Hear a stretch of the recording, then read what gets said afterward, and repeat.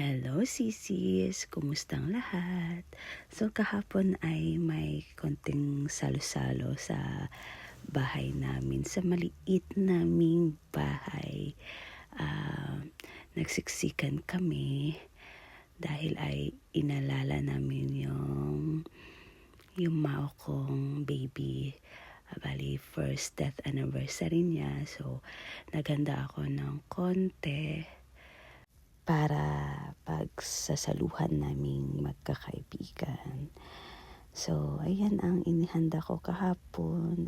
Shout out kay Brother Don. Thank you sa masarap mong lumpia. At saka kay Ate Love sa manok. Salamat sa inyo. At saka nagluto din ako ng paksiw na isda, ang favorite ko. So, yan lang ang inihanda ko kahapon. Konting handaan lang.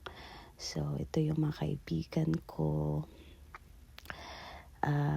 Nung time na nawala si baby, sila din ang kasama ko. At marami pa din. Pero, hindi ko na-invite lahat kasi nga maliit lang ang bahay ko. So, kami dyan ay nagkainan na chikahan. Tapos, ayan, pagkatapos namin kumain ay pinagsasalwan din namin yung cake.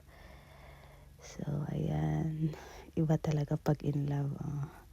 Blooming, tapos iba talaga nag-iba talaga ang face niya. Iba talaga pag in love. Tapos after namin kumain ay bumaba na kami at saka hindi wala ang TikTok. Uhahay ni Elias. Shout out kay Elias. Baka naman. So after ay hindi din mawala ang groupie. Tapos kami niyan ay papunta na ng simbahan para ay magsimba. Dahil kahapon ay araw ng linggo. So kami ay nagsimba para makinig sa Word of God at magpasalamat sa lahat ng mga blessings na binigay niya sa amin at sa laging pag-guide niya dito sa amin. Tapos after namin magsimba ay bumalik kami sa bahay para mag-videoke, magkape, konting chikahan. Tapos after naman ay umattend kami ng meeting ng mga officers sa community namin. Tapos after ng meeting ay nagsiuwian na din ang lahat. So kami ni Ate Love ay nagbike kami pauwi. Thank you Ate Love sa bike mo. Tapos pag uwi ko kagabi, nabutan ko sila hanggang nakakarating lang galing part-time niya. Nabutan ko na nahugas siya ng mga plato.